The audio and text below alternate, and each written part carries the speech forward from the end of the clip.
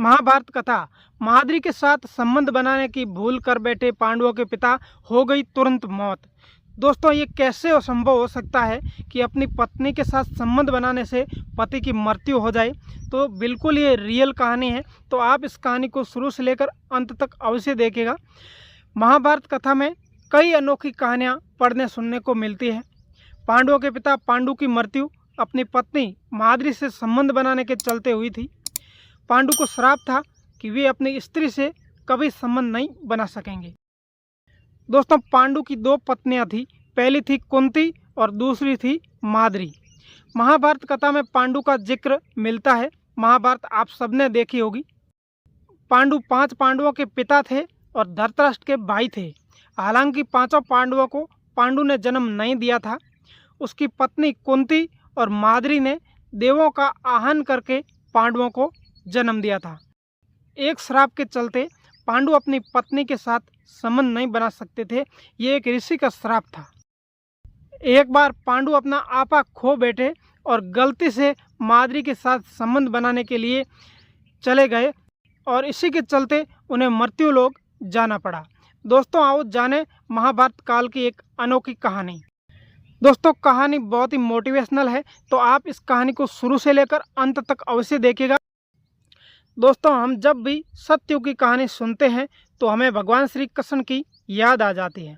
इस वीडियो को पूरा देखने वालों के लिए उन सभी की भगवान श्री कृष्ण से मैं प्रार्थना करूंगा कि उनकी सारी मनोकामना पूरी हो जाए और उसका परिवार सुखमय जीवन जिए। दोस्तों, चैनल को अभी तक सब्सक्राइब नहीं किया है तो सब्सक्राइब अवश्य करें और वीडियो को एक लाइक ज़रूर करें। कमेंट में जय श्री कृष्णा अवश्य लिखें। आओ ज्ञानवर्धक कहानी की शुरुआत करते हैं। दोस्तों, पांडु एक बार वन में अपनी पत्नी कुंती और माद्री के साथ आखेट पर गए थे। उन्हें दूर से हलचल दिखाई दी। पांडु को लगा कि वहाँ कोई हिरण है। उन्होंने तुरंत अपना बाण चलाया। वह बाण ऋषि कदम को जाकर लगा। ऋषि कदम उस वक्त अपनी पत्नी के साथ संबंध बना रहे थे। बाण लगने पर वह बुरी तरह से जख्मी हो गए और मृत्युशैया पर चले गए।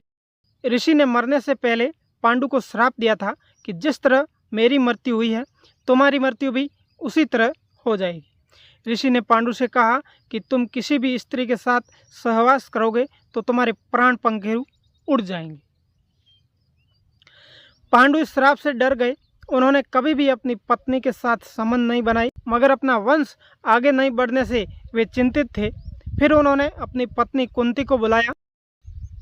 कुंती को वरदान मिला था कि वह किसी भी समय देवों का आह्वान कर उसे कोई भी चीज़ मांग सकती है। पांडु ने कुंती से इस वरदान का लाभ उठाकर संतान प्राप्ति की इच्छा जाहिर की। पांडु के कहने पर कुंती ने धर्मराज का आह्वान किया और फिर उनकी कृपा से युधिष्ठिर को जन्म दिया। उसके बाद कुंती ने पवन देव का आह्वान किया और फिर भीम का जन्म हुआ। उसके बाद कुंती ने इंद्रदेव का आह्वान किया और अर्जुन को जन्म दिया। फिर माद्री ने भी कुंती से ये वरदान उधार लिया और अश्विनी कुमारों का आह्वान करके नकुल और सहदेव को जन्म दिया। इस तरह पांडु को कुंती और माद्री से 5 तेजस्वी पुत्र प्राप्त हुए। फिर 5 पुत्र मिलने से पांडु बहुत खुश थे। वे अपने परिवार के साथ अच्छा समय व्यतीत कर रहे थे। एक बार पांडु अपनी पत्नी के साथ वन में विहार कर रहे थे। उस समय बारिश का मौसम था। तेज हवा चल रही थी। मौसम सुहावना होने के चलते उसके मन में कामुक इच्छा उत्पन्न हो गई। तभी हवा का एक झोंका आया और माद्री के वस्त्र उड़ने लगे। पांडु अपने आप पर नियंत्रण नहीं रख पाए और माद्री के साथ सहवास कर बैठे। तब ऋषि के श्राप के कारण पांडु की वहीं पर मृत्यु हो गई। माद्री को लगा कि उसके पति की मृत्यु का कारण वह खुद ही थी, इसीलिए माद्री ने भी अपने पति के साथ प्राण त्याग दिए और सती हो गई। इसके बाद कुंती ने 5 पुत्रों का पालन पोषण किया। दोस्तों, इस प्रकार पांडु की मृत्यु अपनी पत्नी माद्री के साथ संबंध बनाने से हुई थी। दोस्तों, कैसी लगी कहानी कमेंट करके अवश्य बताएं और कमेंट में जय श्री कृष्णा जरूर लिख कर जाएं। मिलते हैं अगली वीडियो में। जय हिंद।